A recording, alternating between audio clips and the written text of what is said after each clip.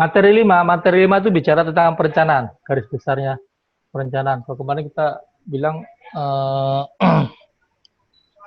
pengadaan barang jasa itu, sebelum saya buka dulu. Bismillahirrahmanirrahim. Assalamualaikum warahmatullahi wabarakatuh. Oke, kita masuk hari kedua. Waalaikumsalam warahmatullahi wabarakatuh. Waalaikumsalam warahmatullahi wabarakatuh. Oke, makasih kehadiran Bapak Ibu di room ini. Semoga berkah semua hari ini. Materi berikutnya, kemarin kita 4 materi. Sekarang kita masuk ke materi 5. Nanti tadi ada obrol dengan Pak Bandi. Bisa nggak dikasih tryout? Boleh, saya kasih. Tapi metode saya nanti beda, Pak ya. Artinya apa?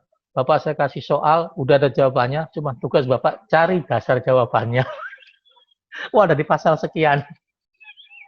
Baru besok kita diskusi. Ya, saya familiar Pak dengan buku perpresnya itu, jadi biasanya nyarinya ya. gitu. Betul. Jadi saya paksa buka perpresnya. Oke, materi 5 bicara tentang perencanaan pengadaan. Tujuan umumnya, tujuan khususnya, intinya sih kalau tujuan khusus itu Bapak paham tentang definisi dan ruang lingkup perencanaan, kemudian paham perencanaan yang satu melalui swakelola, yang satu melalui penyedia. Hasil dari perencanaan adalah RUP, Rencana Umum Pengadaan. Definisi ruang lingkup perencanaan, ya, bahasa inian planning kan. Kemudian isi dari perencanaan kita mulai pengadaan barang jasa dengan perencanaan kita mulai dari identifikasi kebutuhan. Misal tempat kita ternyata butuh laptop, 100 laptop kita butuhkan, identifikasi. Itu adalah identifikasinya. Itu 100 laptop untuk pegawai karena pegawainya ada sekitar 100 lebih yang belum dapat laptop untuk digunakan operasional. Maka identifikasi bukan kebutuhan 100 laptop. Oke. Kita tetapkan pengadaan laptop tadi masuknya pekerjaan apa? Apakah konstruksi? Apakah jasa lainnya? Apa konsultasi atau pengadaan barang? Itu sudah jelas, berarti pengadaan barang Pak ya. Kita tinggal beli ke pasaran. Kita lihat lagi. Caranya bagaimana? Cara cuma ada 2. Pakai apa dan apa? Cara pengadaan cuma ada 2. Yaitu yang pertama apa, yang kedua apa? Swakelola dan penyedia. Pemilihan penyedia atau swakelola, itu caranya. Jadi setelah kita tetapkan terhadap pengadaan barang, caranya bagaimana? Pakai apa? Jadi udah ada 2 kita pisahkan, pakai pilih yang mana? Pakai pemilihan penyedia ya, pemilihan penyedia. Baru kita jadwal. Kira-kira pengadaan laptop 100 unit ini mau diadakan kapan? Nah, itu jadwal. Apakah bisa kita paketkan jadi 1? Apakah 1 semester awal dulu setengah, semester berikutnya setengah? Itu jadwal. Baru kita siapkan anggaran TBJ-nya, Pak, anggarannya. Kita lihat dari internet segala macam, untuk laptop berapa sih harganya. Nah, di sini kita belum bicara spesifikasinya, Pak. Baru lihat kebutuhannya saja. Tapi speknya juga spek bicara tentang umum. Butuh laptop yang seperti inilah. Itu cara pengadaan. Kapan perencanaan pengadaan ini, Pak? Ya. Identifikasi, penetapan, dan seterusnya ini. Kalau APBN itu bersamaan, paralel, dengan rencana kerja kementerian lembaga. Intinya adalah seketika pagu indikatifnya sudah ada, ditetapkan, maka PPK harus running membuat perencanaan pengadaan.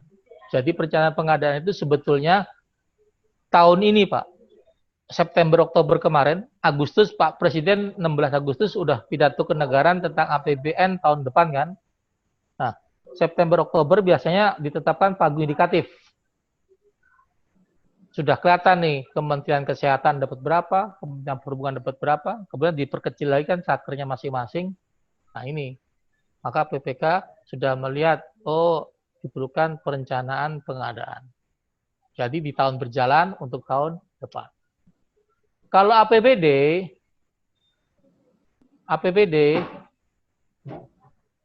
mulainya ketika RKA-nya disetujui bersama, rencana rencana anggaran, rencana Raperda, rencana peraturan daerah RKA pemerintah daerah itu disetujui bersama antara Pemda dengan DPRD. Inputnya dari KUA. KUA itu bukan kantor urusan agama, Pak, tapi kebijakan umum anggaran atau plafon prioritas anggaran sementara. Jadi semacam sama indikatif, baru namanya adalah seperti ini. Plafon prioritas anggaran sementara. Ini nanti dikaji di sini, mana bisa dibuang, mana yang dipertahankan. Ini kita lihat siklusnya seperti ini, Pak, ya kan? Bapak tentu ingat kalau di Januari pasti teman-teman di bagian perencanaan ngejar-ngejar. Ayo usulan kegiatan tahun depan apa? Ini kan di sini.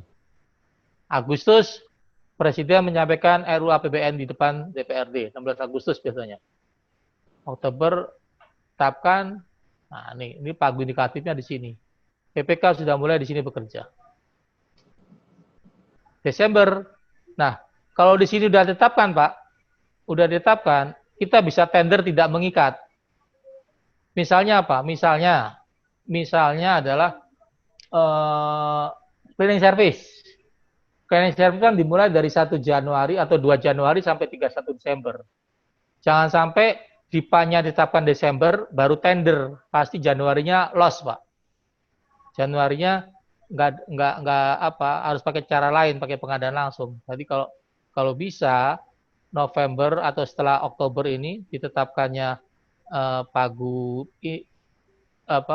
indikatifnya tadi satuan 3, kalau orang-orang perencanaan bilang kita sudah running ke tender tidak mengikat. Artinya apa? Tender jalan tender, Pak, sampai tetapkan pemenang, baru kita pending jangan tanda tangan kontrak dulu sebelum DIPA-nya disahkan, ditetapkan.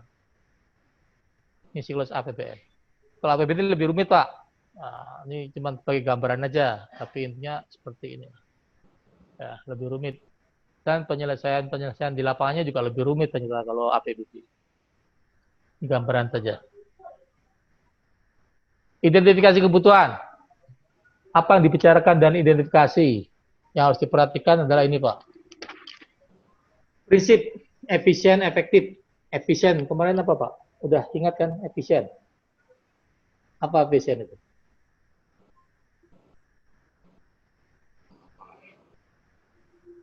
Apa efisien, Bapak Ibu? Efisien berkaitan dengan dana dan biaya, dana atau biaya, kemudian dengan waktu. Efisien. Kalau efektif berkaitan dengan tepat guna. Ya. Saya pernah pengalaman pengadaan CCTV. Saya terpasang, Pak, efektif, terpasang. Tapi begitu ada kejadian pencurian, ternyata saya tidak bisa men-zoom wajah si pencurinya.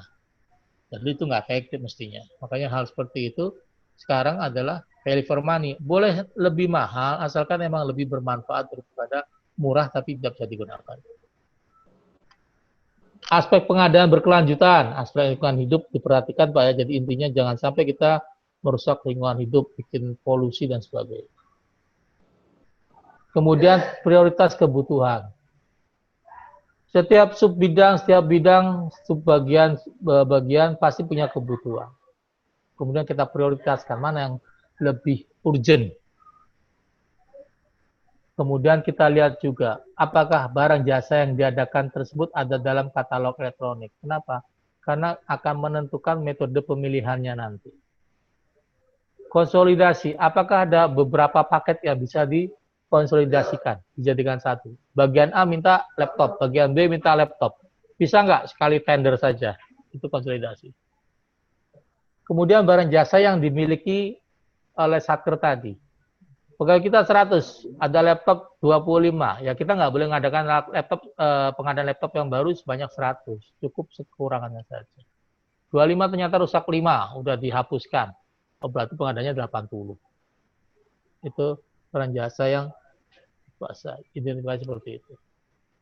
Kemudian penetapan barang jasanya ini ya. Ada barang A, barang B, barang C. Prioritasnya yang mana? Ternyata barang A dan C. Apa yang bisa menjadi skala ukurnya? Pertama, urgentitasnya. Mana yang lebih urgent diadakan? Kedua, resikonya. mana yang resikonya lebih kecil kalau barang itu tidak diadakan.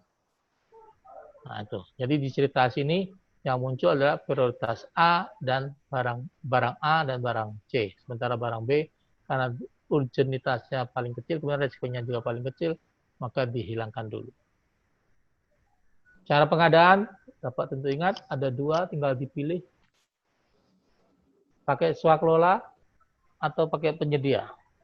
Pertimbangan pakai swaklola. Kalau mengadakan diklat nih, umpamanya BIMTEK diklat. Kalau emang kegiatannya dia bisa, ya swaklola bisa swaklola. Tapi kalau tidak, ya bisa menggunakan event organizer. Ya, jadi itu pilihan mau bagaimana. Tetapkan dulu swaklola atau pemilihan penyedia. Kalau udah ini swaklola, maka tetapkan tipenya. Misal, kita tetapkan mau mengadakan sosialisasi. Kita punya keadaan COVID nih, berhubungan keadaan COVID, punya anggaran sosialisasi. Mau tetapkan gimana? Pakai swaklola. Oke, swaklola mana? Tipe 2, 1, atau 3. Kalau 1, berarti teman-teman poliklinik saya gerakan. Kalau tipe 2, instansi pemerintah lain saya gerakkan. Berarti saya bisa kerjasama dengan Kementerian Kesehatan atau Dinas Kesehatan untuk pelaksanaannya. Kalau tipe 3, saya bisa minta bantuan ke IDI, Ikatan Dokter Indonesia. Itu tipe 3. Atau saya bisa pakai penyedia. Artinya apa? Saya kontrak IO nih. IO yang menyelenggarakan. Nah itu. Nah di sini fungsinya cara pengadaan kita tetapkan pakai swaklola atau pemilihan penyedia. Kalau swaklola tadi tetapkan tipenya. Kemudian susun spesifikasi atau KAK-nya terkait mau diadakan di mana, yang menyampaikan materi siapa, nah itu spesifikasi. Kemudian susun perkiraan biayanya. Biaya sih berapa, biaya penginapan, biaya tempat rapat, kemudian biaya narasumbernya berapa. Ini masuk ke RAB. Kalau pakai penyedia, ya susun spesifikasi. Misal tadi ya, mau mengadakan sosialisasi. Pilihannya swaklola atau penyedia. Kalau pilihannya pakai penyedia, susun spek. Speknya perusahaannya, kualifikasi perusahaannya bagaimana. Kemudian susun perkiraan biaya RAB, paketkan. Ini paketnya untuk usaha kecil atau usaha non kecil, ada berapa paket. Kemudian kalau emang bisa dikonsolidasikan dari beberapa paket ini, jadikan satu saja bisa. Kemudian susun biaya pendukungnya. Ini dari RAB sampai biaya pendukung. Jadwal pengadaan. Jadwal pengadaan ada kalau melalui swaklola, melalui penyedia. Pada tahap perencanaan, pengadaan swaklola yaitu melakukan persiapan pengadaan. Pelaksanaan pengadaannya. Ini dibikinkan jadwal yang harus dibuatkan. Persiapan pengadaannya sampai pelaksanaan pengadaannya kapan diadakan. Kemudian swaklola. Pada tahap persiapan yang harus disiapkan apa? Ya ini. Tetapkan sasaran, penyelenggaraan, rencana, spek-spek, RAB, dan kontrak. Pada tahap pelaksanaan, ya kegiatan berjalan, susun laporan, dan serahkan hasil swaklola. Itu kalau kita jadwal pengadaannya melalui swaklola. Kalau jadwal pengadaannya melalui pemilihan penyedia, pada tahap perencanaan, maka yang harus dilakukan adalah mempersiapkan pengadaan tersebut, jadwalnya kapan, kemudian pelaksanaan pengadaannya juga kapan. Masuk ke jadwal. Kemudian persiapan pengadaan, persiapan pemilihan. Persiapan pengadaan, PPK bikin HPS, menentukan spesifikasi, kemudian pekerja pemilihannya membuat dokumen pengadaan. Tahap pelaksanaan pemilihan penyedia, dilaksanakan proses pemilihan penyedia atau melaksanakan tendernya. Tender selesai, dapat penyedia, laksanakan kontrak.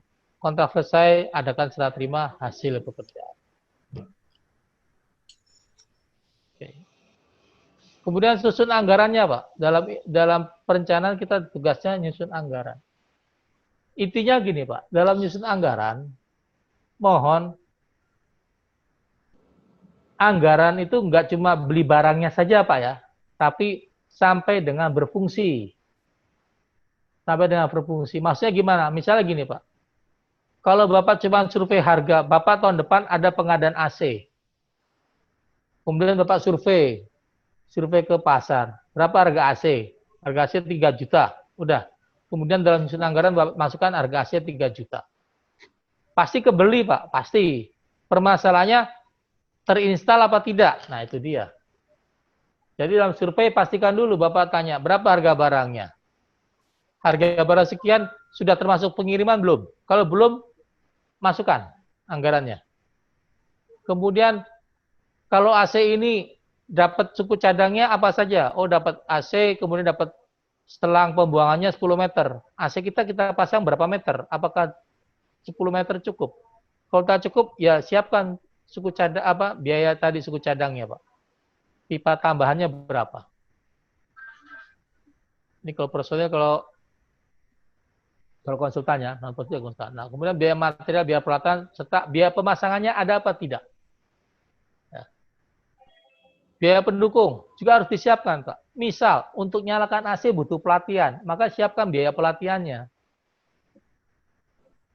Untuk ngecek AC butuh instalasi dan testing, siapkan.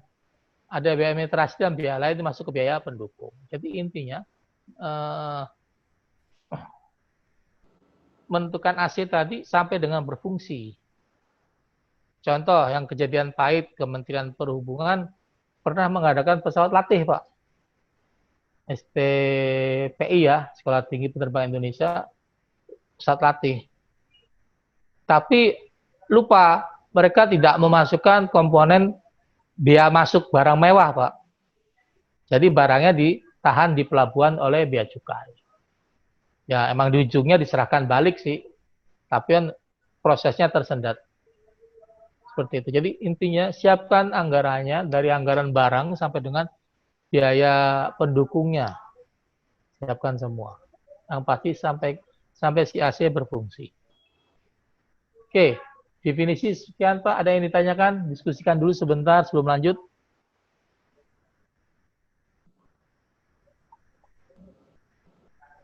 Silakan Bapak Ibu. Untuk definisi perencanaan, kalau ada yang ditanyakan.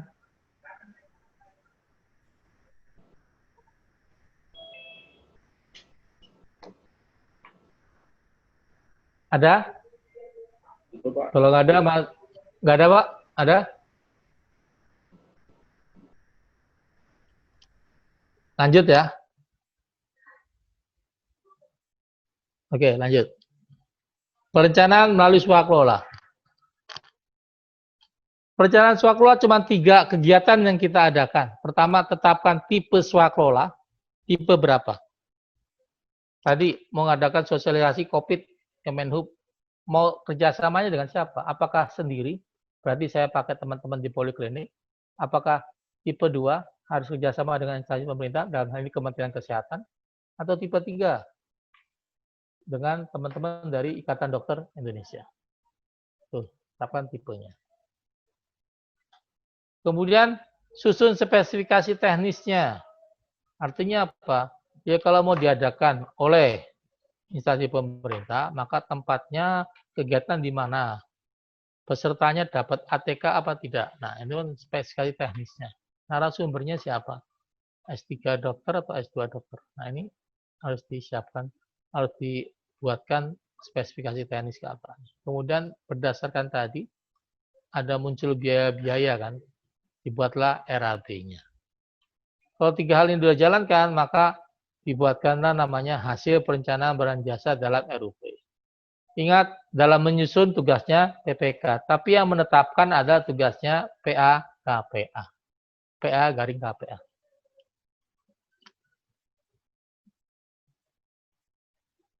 Barang dan jasa, swaklola ada 4 tipe. Tipe 1, tipe 2, tipe 3, tipe 4. Tipe 1. Direncanakan, dilaksanakan, dan diawasi sendiri oleh kementerian, lembaga, perangkat daerah, penanggung jawab anggaran. Jadi kalau kegiatan tadi,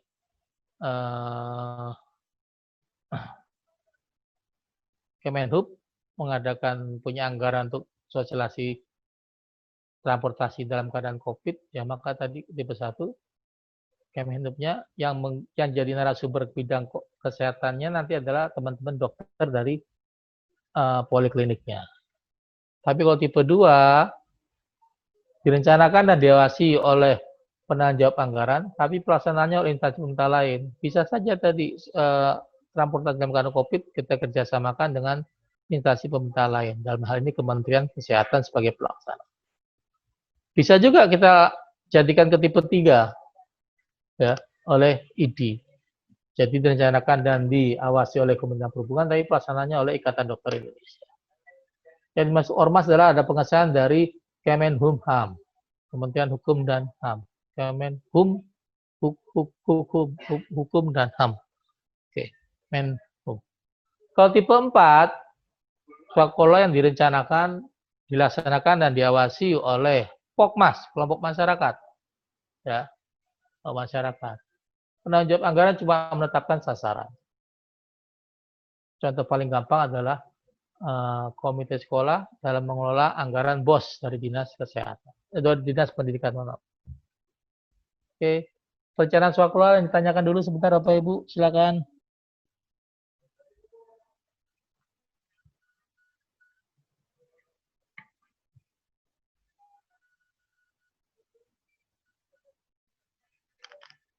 Ada yang didiskusikan dulu Bapak, Pak Dede, Pak Haryadi, silakan kalau ada yang didiskusikan, yang lain juga. Oke, nggak ada ya? Bisa diikuti Bapak Ibu ya. Oke, lanjut ke perencanaan pengadaan melalui penyedia. Perencanaan pengadaan melalui penyedia ada sekitar 1, 2, 3, 4, 5 langkah. Dimulai dari penyusunan spek. Tadi identifikasi, kita butuh laptop. Ya kan? Laptopnya yang bagaimana? Apakah yang paling canggih? Apakah cukup yang 13 in atau 12 in? Apakah RAM-nya butuh yang 8 GB atau 16 GB? Atau butuh harddisknya 1 tera? Nah, itu bicara spesifikasi teknis. Kalau konsultan bicaranya, tenaga ahli apa yang kita butuhkan? Apakah teknik sipil? Apakah arsitektur? Nah, itu bicara tentang KAK. Kemudian susun perkiraan biaya atau RAB-nya. Perkiraan biaya tadi. Untuk laptop tadi, harus diteliti harga laptopnya berapa. Laptop tadi udah ada OS-nya atau belum? Laptop tadi bebas biaya kirim apa belum? Kalau belum, masukkan semua menjadi RAB. Untuk menggunakan laptop ini butuh pelatihan apa tidak? Nah, itu juga dimasukkan dalam menyusun perkiraan biayanya. Kemudian dipaketkan. 100 laptop, bisa nggak saya jadikan 1? Bisa nggak saya pisah? Nanti ada strategi pemaketannya sendiri nanti. Ada larangan-larangannya. Kemudian konsolidasi. Bagian A minta 10 laptop, bagian B minta 20 laptop, dan seterusnya bagian C. Sehingga bisa nggak saya gabungkan? Jangan sampai bagian A tender sendiri, bagian B tender sendiri. Kalau bagusnya adalah jadi satu, kita konsolidasikan. Kemudian susun biaya pendukung. Ternyata untuk menggunakan laptop ini dibutuhkan pelatihan, maka masukkan biaya pelatihan.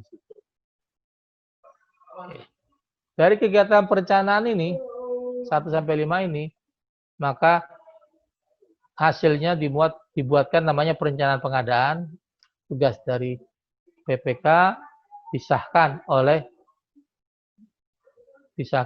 PA KPA. Itu perencanaannya. Oke, sampai sini tanyakan Bapak sebelum dirinci ke dalam. Susun spek, harus perhatikan produk dalam negeri. Silakan. Pagi Pak. Siap. Ya.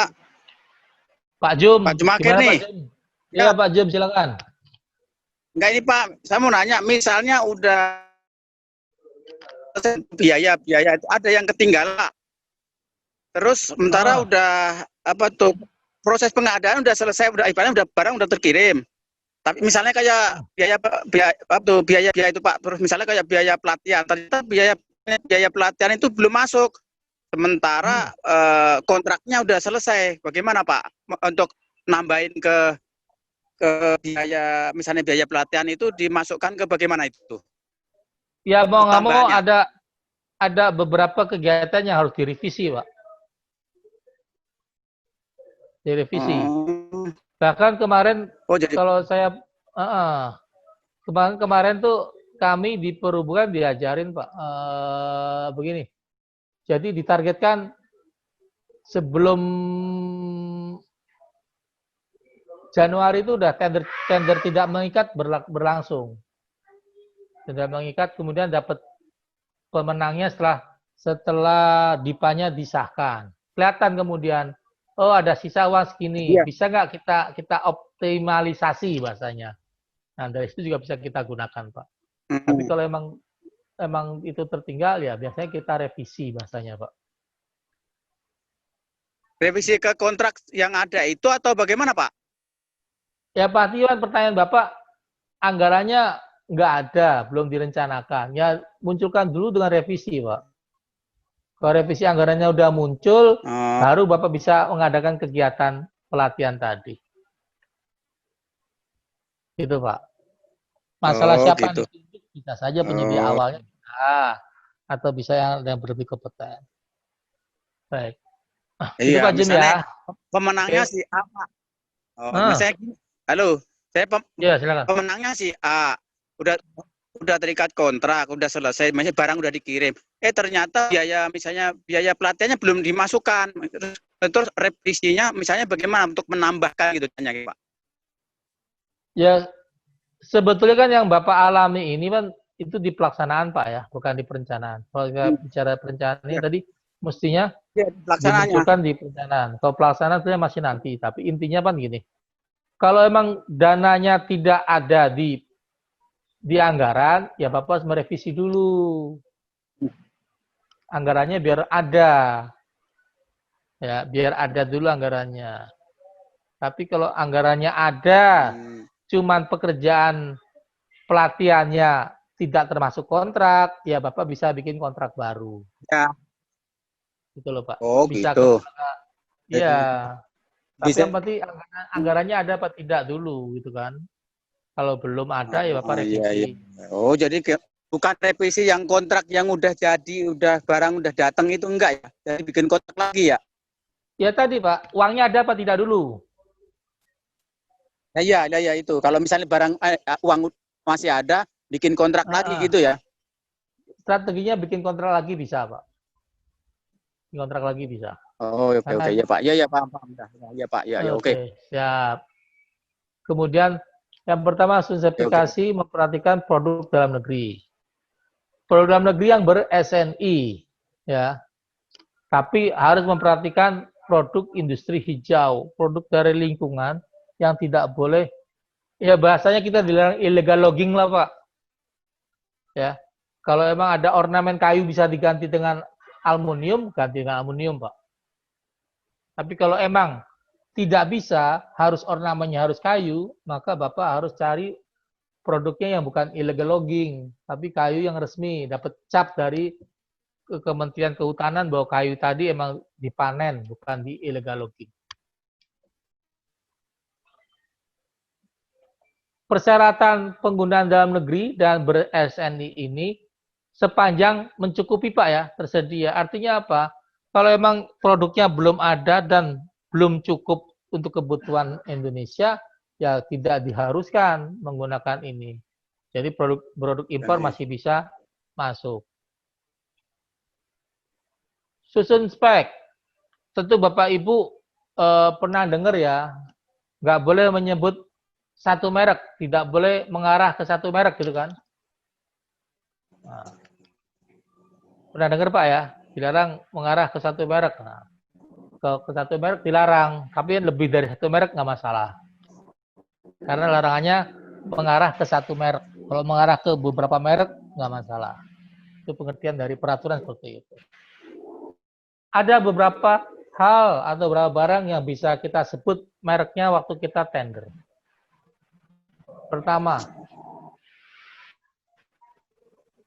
Pertama, barang yang kita adakan tersebut, barang kita tenderkan, barang melalui, ya pokoknya spesifikasinya, merupakan komponen barang atau jasa. Kalau untuk komponen, kita bisa menyebutkan merek yang kita maui, yang kita butuhkan. Ya, kalau kita inginkan nanti kesannya mengada-ada, jadi kita butuhkan. Misal, ada pekerjaan pembangunan konstruksi. Yang dikompetisikan adalah konstruksinya, Pak, ngebangun gedungnya. Itu yang kita kompetisikan, yang kita tenderkan. Tapi untuk komponen di dalamnya, contohnya toiletnya, Bapak bisa nyebut merek yang Bapak butuhkan. Tipe yang Bapak butuhkan, itu bisa Bapak sebut. Kalau dulu mungkin kita nyebutnya pakai setara. Kata setara itu rancu, Pak, ya. Kalau Bapak sebutkan toilet merek Toto atau setara, nanti kalau yang menang mereknya Titi, nah Bapak mau protes gimana? Ya, dibilang Titi tidak setara, loh buktinya mana? Nah Bapak ditanya itu akan bingung karena kita bukan orang teknis. Jadi alangkah baiknya kalau emang Bapak butuh merek Toto, sebutkan saja Toto tipe ini untuk toilet. Nah ini karena bisa disebutkan karena itu merupakan komponen barang atau jasa. Ya, komponen yang ditenderkan adalah pembangunan konstruksinya, bukan pengadaan totonya. Itu yang dimaksud bisa nyebut merek kalau pengadaannya untuk komponen barang atau jasa. Bisa kita nyebut merek juga kalau yang kita adakan adalah suku cadang, Pak. Suku cadang. Misal, Bapak punya genset mereknya Caterpillar. Ya sebutkan pengadaan filter air untuk genset tipe ini. Jadi emang sesuai dengan kita butuhkan. Kalau suku cadang silakan sebutkan. Kemudian bisa juga nyebut merek untuk bagian dari sistem yang sudah ada. Sistem yang existing-nya ada. Misalnya saya ngebangun gedung baru, gedung lama itu ada LAN. LAN-nya menggunakan merek Nexus supaya gedung baru dan gedung lama terkonek, maka saya sebutkan gedung lama menggunakan Nexus, sehingga gedung baru diharapkan konektornya menggunakan merek Nexus juga. Ada merek lain bisa konek apa tidak? Nah itu pertanyaan besarnya. Kalau bisa konek bisa saja bersaing, tapi kalau tidak bisa, ya merek Nexus juga yang kita gunakan.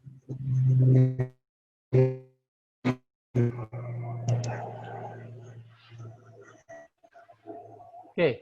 Kemudian kita bisa nyebut merek juga untuk barang atau jasa dalam e-katalog. Jadi kalau kita belanjanya melalui e-katalog dengan cara pembelian e-purchasing, kita bisa langsung nyebut merek. Oh, mengadakan laptop merek Asus tipe Master Sonic Master. Nah, itu bisa. Langsung kita sebutkan kalau kita belanjanya melalui e-katalog. Kemudian bisa juga kita sebutkan mereknya kalau kita mengadakannya melalui tender cepat. Ya. Jadi kalau tender cepat itu yang dikompetisikan bukan lagi barangnya, tapi dikompetisikan adalah di harganya. Oke. Ini kalau kita nyusun spesifikasi teknis untuk barang, konstruksi, jasa lainnya. Tapi kalau konsultan, kita nyusunnya adalah KAK.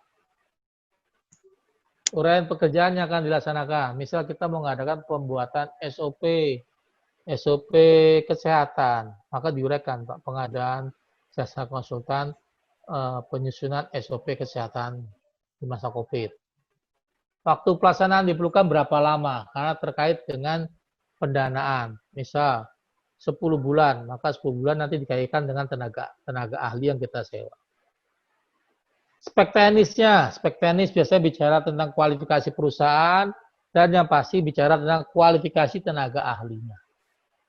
Nah, saya butuhkan untuk SOP masa pandemi tadi apa? Oh, tenaga ahli SOP. Nah, itu spesifikasinya. Kemudian sumber pendanaannya mau dari mana? APBN atau AWD, hibah atau pinjaman dalam atau luar negeri. susunan keanggotaan untuk jasa konsultan. Ini kalau nyusun biaya seperti ini, yang paling gampang adalah gambarannya tadi gitu Pak. Kalau kita mau beli laptop 100 laptop, maka kita survei di satu laptop. Ketemu harganya, ya tinggal kita kali berapa jumlah laptop yang kita butuhkan. Ini gambarannya. Tiap-tiap volume pekerjaan, tiap-tiap satu laptop hitung, oh sekian.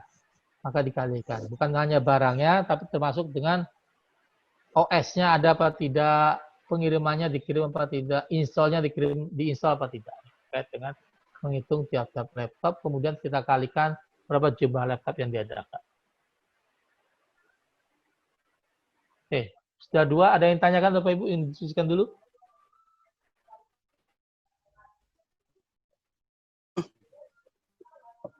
Halo, Pak. Oke, nggak ada? Kalau nggak ada, lanjut ke pemaketan pengadaan. Halo. Halo, silakan Pak Jum.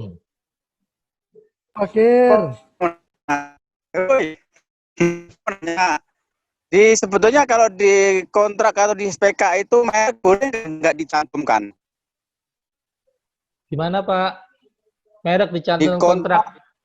Loh, kalau ya, kontrak Pak boleh.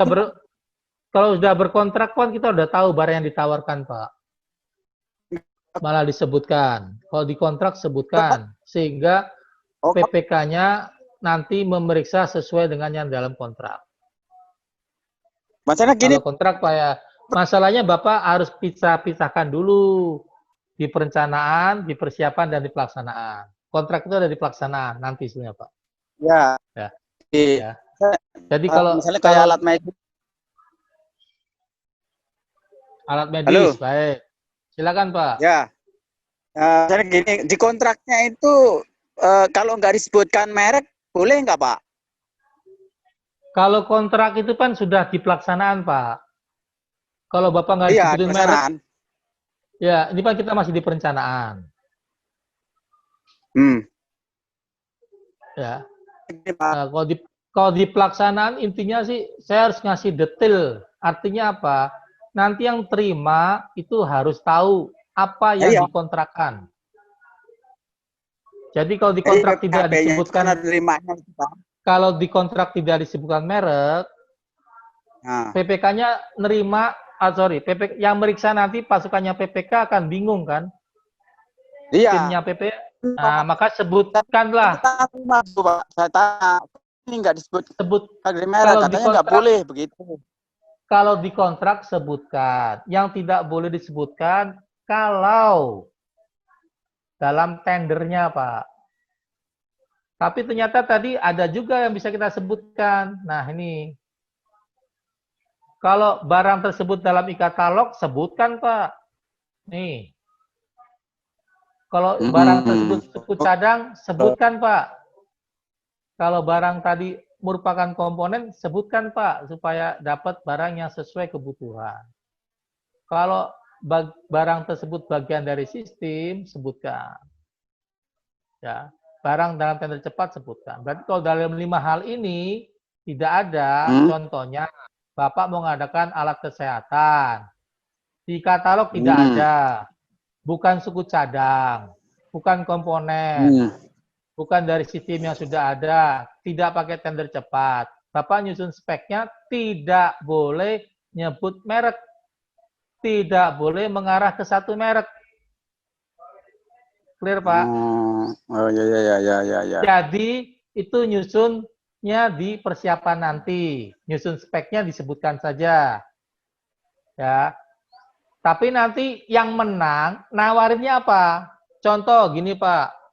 Contoh, saya cari. Contoh, saya pengen mengadakan air mineral dalam kemasan. Ya. Oke, ini kita udah lompat nih, bukan di perencanaan lagi. Kita di persiapan. Kita loncat dari persiapan supaya Pak Jum dapat gambaran nih. Contoh, saya mau mengadakan air mineral dalam kemasan. Speknya saya sebut. Pertama, volumenya 600 mili. Ya. Kemudian kemasannya pakai plastik tipe apa? PE ya. PE yang sekali pakai itu. Kemudian harus ada SNI-nya.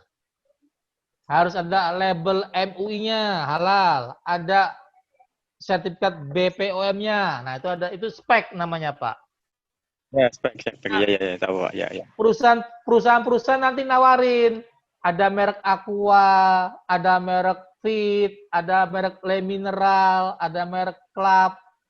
Nah, itu yang kita menang yang mana? Anggaplah Aqua menang. Maka disebutkan dalam kontrak perusahaan A, Danone Jaya, akan mengirimkan merek Aqua.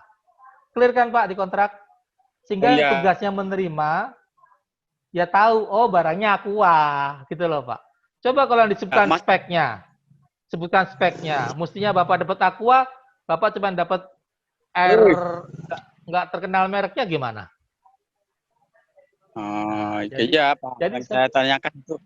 Iya di SPK itu kalau nggak salah saya pernah itu tuh saya nanya terusnya di kontrak itu ada, kalau nggak dicantumkan merek boleh nggak, katanya itu pernah ini nggak boleh cantumkan merek gitu ya, karena kan belum paham saya itu aku sih sekarang udah paham kan?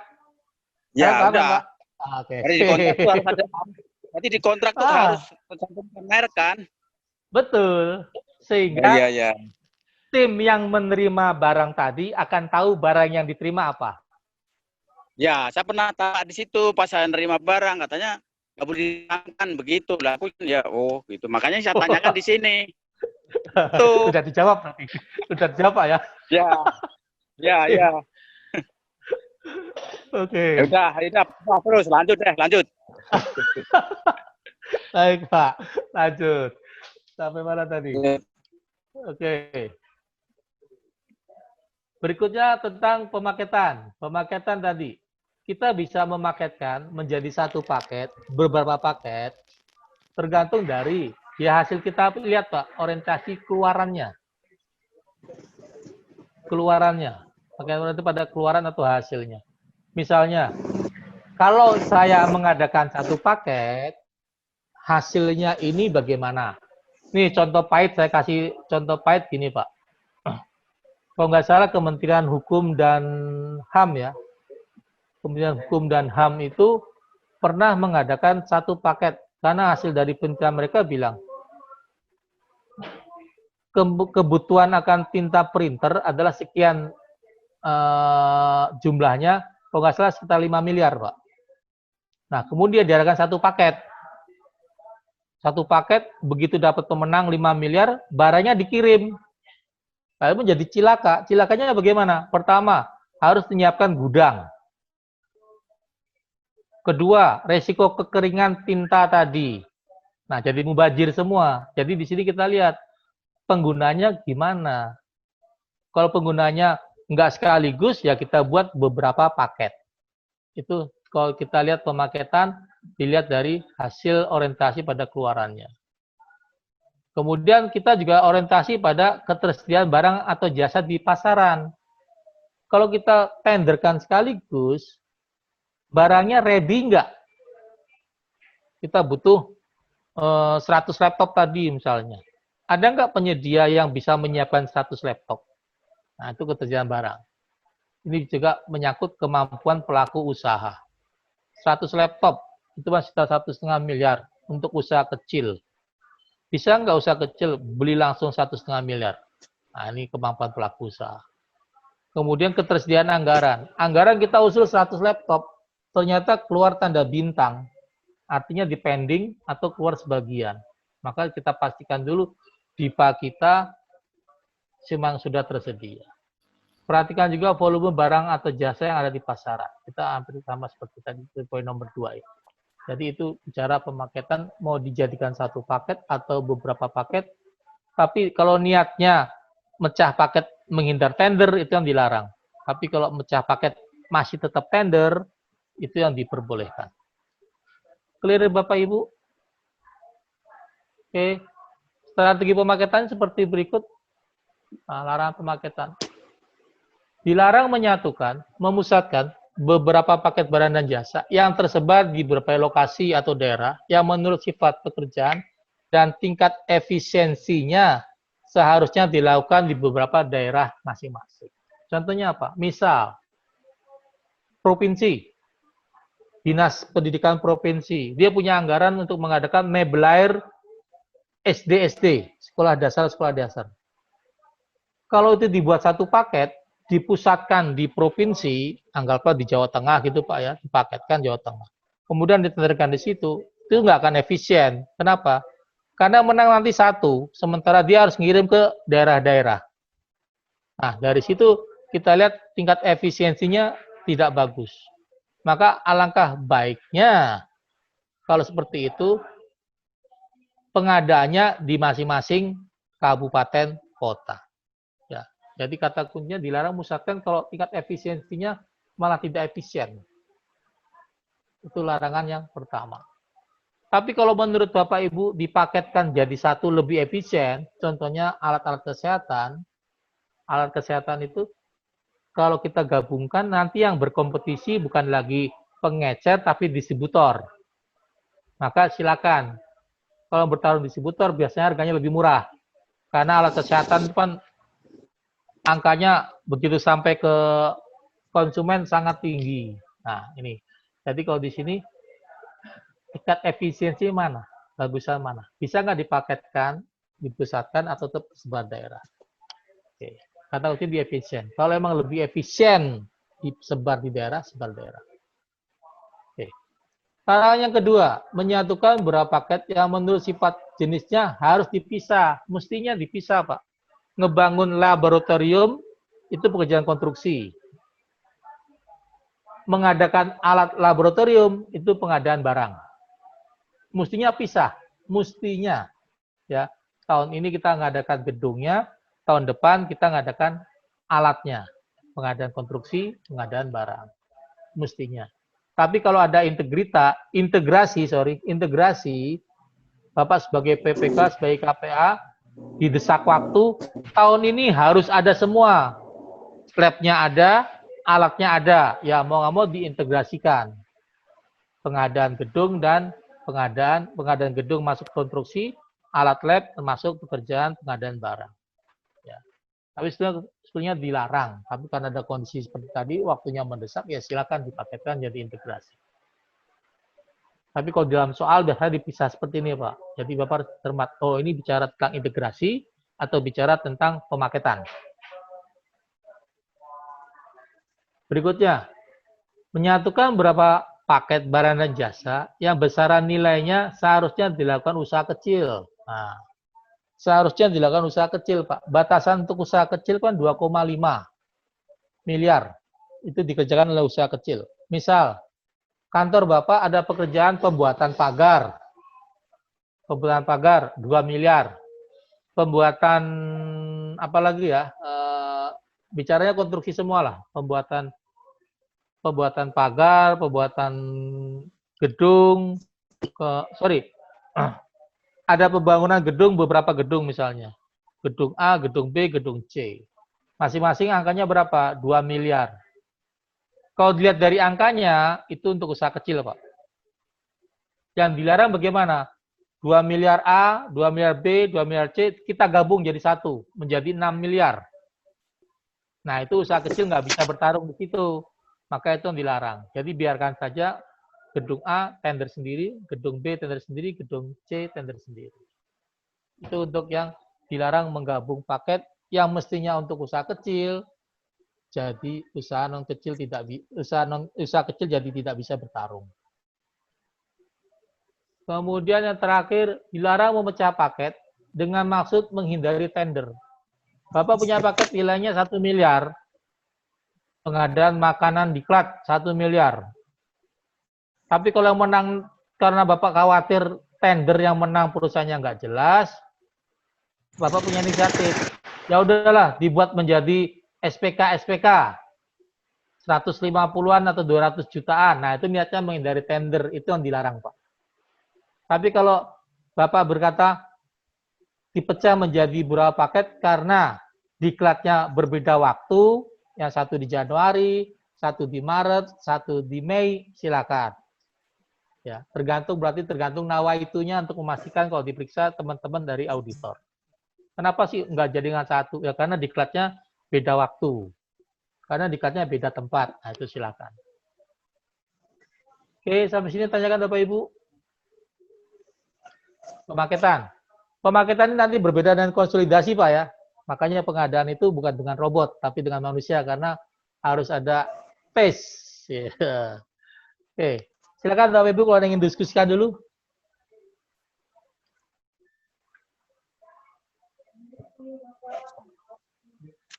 Oke, kalau nggak ada, kita lanjut ke konsolidasi. Konsolidasi adalah pengadaan barang atau jasa. Pengadaan barang adalah strategi pengadaan barang jasa yang menggabungkan paket-paket barang atau jasa sejenis menjadi satu atau beberapa paket yang dilaksanakan bersamaan. Nah, ini kan kalau dilihat hampir bertentangan dengan pemaketan Bapak Ibu ya, tapi syaratnya gampang. Ada pekerjaan A, pekerjaan B, pekerjaan C. Sama. Tapi kalau digabung, angkanya masih di bawah 2,5. Itu bisa konsolidasi. Atau emang paket pertamanya udah di atas 2,5 miliar sendiri. Misalnya kalau nggak salah 2017 pada 2018 itu dinas provinsi kesehatan, dinas kesehatan provinsi DKI Jakarta itu punya anggaran untuk rehab puskesmas, masing-masing 3 miliar.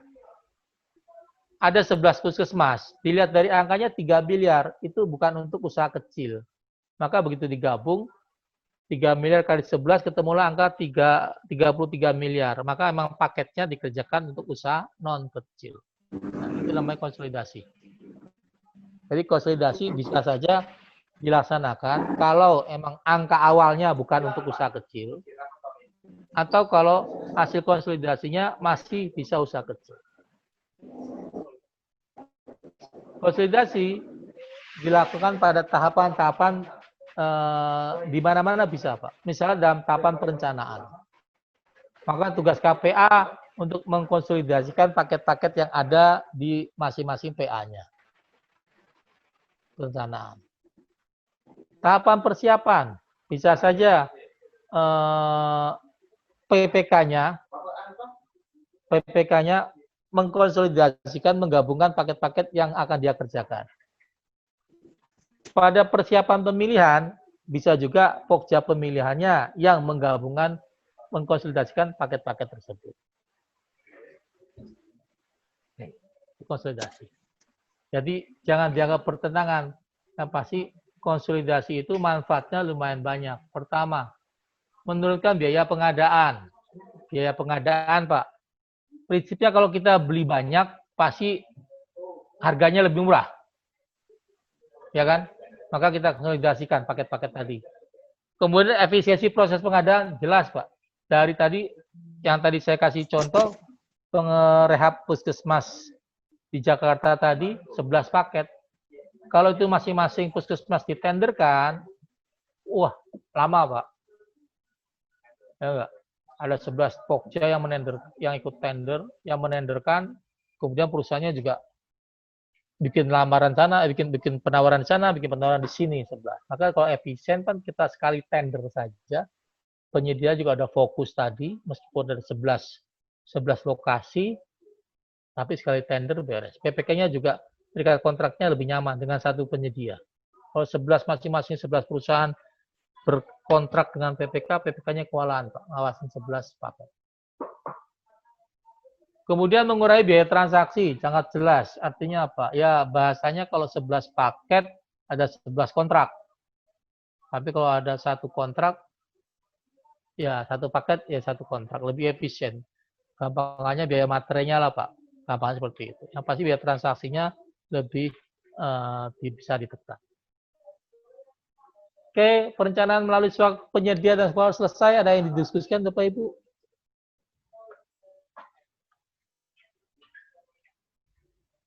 Kalau nggak ada, masuk ke RUP, ingat penyusunan perencanaan pengadaan adalah PPK, yang menyusun PPK, tapi yang menetapkan adalah PA KPA. Demikian juga pengumuman RUP, Rencana Umum Pengadaan. RUP adalah daftar rencana barang dan jasa yang akan dilaksanakan oleh KLPD. Jadi RUP itu di launching nih untuk pengadaan tahun depan berapa miliar rupiahnya. Ada berapa paket, itu sudah jelas. Satu instansi kelihatan. Kantor Bapak nih. Ada pekerjaannya apa? Oh, tender bangunan baru. Nah, berarti ada tender. Pengadaan ATK berapa? Itu ada di RUP. Yang menetapkan dalam lingkungan RUP adalah PA di masing-masing KLPD. RUP swakelola. Isinya minimal ini, Pak. Nama, alamat PA KPA. Nama jabatan dan alamat PA KPA, Pak. Jangan nama pribadinya ya. Apalagi alamat pribadinya. Kalau ini diumumkan, Pak, kasihan beliau. Tiap hari ditongkrongin dengan penyedia, Pak. Apalagi kalau di Banten, Pak ya. Di Banten katanya dibawain golok. Jadi, alangkah baiknya namanya nama jabatan, alamatnya alamat kantor. Nama paket yang diswakelolakan. Apa saja. Kemudian tipe swakelolanya masuk tipe berapa. Nama penyelenggara swaklola, nama penyelenggara swaklola emang kalau sudah ditentukan siapa, ya kita sebutkan. Uraian pekerjaannya mau apa, volumenya berapa, lokasi pekerjaan, sumber dana, besaran total. Misal, kita mau mengadakan yang paling gampang tipe 3 tadi Pak ya, kita mau mengadakan sosialisasi transportasi di masa COVID gitu kan. Nama KPA-nya berarti nama Menteri Perhubungan. Alamatnya adalah Medan Merdeka Barat. Nama paket dilaksanakan tadi. Transportasi aman di masa COVID. Tipe sekolahnya mana? Oh, tipe 3. Nama penyelenggara siapa? ID. Ikatan Dokter Indonesia. Uraian pekerjaannya apa? Menyelenggarakan sosialisasi transportasi aman masa COVID untuk 7 provinsi misalnya. Nah, uraian pekerjaan berapa orang yang diundang. Volume pekerjaannya ada 7 kegiatan tadi. Lokasinya di mana? Oh, di ibu kota provinsi yang 7 tadi. Sumber dananya dari DIPA Kementerian Perhubungan. Besarnya sekitar berapa? 7 miliar. Perkiraannya kapan? Perkiraannya antara bulan Januari sampai bulan Juli. Nah, ini contoh-contoh bikin RUP seperti itu. Untuk swaklola. Tapi kalau penyedia, isinya seperti ini. Yang pasti, nama alamat PAKP-nya harus ada, tapi nama dan alamat jabatannya saja. Jangan nama asli dan alamat rumahnya. Ya tadi resikonya ditongkrongin, Pak. Tiap malam kantor Bapak ada rencana bangun gedung, wah tiap malam ada nongkrong, Pak. Proyek. Nama paket penyedianya apa? Bangunan gedung kantor lah. Kebutuhan dalam negerinya apa saja. Peruntukannya kecil dan kecil, lihat dari jumlah anggarannya. Kalau 2,5 ke bawah, berarti usaha kecil. Kalau di atas 2,5, usaha non kecil. Uraian pekerjaannya, pembangunan gedung 10 lantai. Volumenya berapa? 10 kali 10, 10.000 meter persegi. Lokasi pekerjaannya di mana? Kota Jakarta, kecamatan apa? Sumber dananya dari DIPA mana? Besarnya berapa? Spek teknisnya, pembangunan menggunakan beton atau apa? Metode pemilihannya mau pakai tender yang tercepat. Nah, itu metode pemilihan. Perkiraan jadwalnya kapan? Membutuhkan waktu 8 bulan sehingga dimulai di bulan Februari. Nah, itu RUP penyedia. Ini yang harus dicantumkan dalam RUP yang diumumkan oleh PA. Pengumuman RUP waktunya kalau itu kementerian atau lembaga, pengumuman RUP dilakukan setelah penetapan alokasi anggaran belanja. Jadi satuan 3 atau pagu indikatif sudah ada, bisa kita umumkan. Tender tidak mengikat. Tapi kalau itu perangkat daerah, maka pengumumannya dilakukan setelah rancangan peraturan daerah Raperda tentang APBD disetujui bersama oleh Pemda dan DPRD-nya. Diumumkannya di mana? Diumumkannya di aplikasi Sirup, Sistem Informasi Rencana Umum Pengadaan. Kalau dianggap perlu, kurang luas sirup ini, maka kita masukkan dalam situs web Kementerian Lembaga dan Pemerintah Daerah. Kalau memang dirasa perlu juga, di kantor Bapak ada papan pengumuman resmi di depan kantor, tempelin saja di situ. Bisa juga di surat kabar. Kalau memang Bapak pengen perluas sampai kemana-mana, pakai surat kabar, pakailah surat kabar. Yang pasti anggarannya sudah disiapkan di sini. Tadi karena diumumkan di awal setelah ditetapkan satuan 3, sementara DIPA-nya belum ada, ya kan? Kemudian DIPA-nya ada Desember, maka kalau ada perubahan, RUP tadi direvisi kemudian diumumkan kembali sesuai dengan DIPA yang sudah ada. Misal di pagu indikatifnya dibuatkan perencanaan pengadaannya, muncul pengadaan mobil dinas sebanyak 10 buah, mobil operasional 10 buah. Ternyata di DIPA-nya mobil tadi cuma diganti, yang diadakan cuma 1 buah. Maka seperti tadi harus diumumkan kembali. Ya. Jangan sampai tidak diumumkan. Diumumkan kembali supaya si calon-calon penyedia, oh minat apa enggak ya, karena ternyata tinggal 1 mobil. Ini contoh-contoh aplikasi sirup, Bapak bisa lihat, masuk aja ke INAPROK, Indonesia Procurement. Oke, itu untuk materi 5.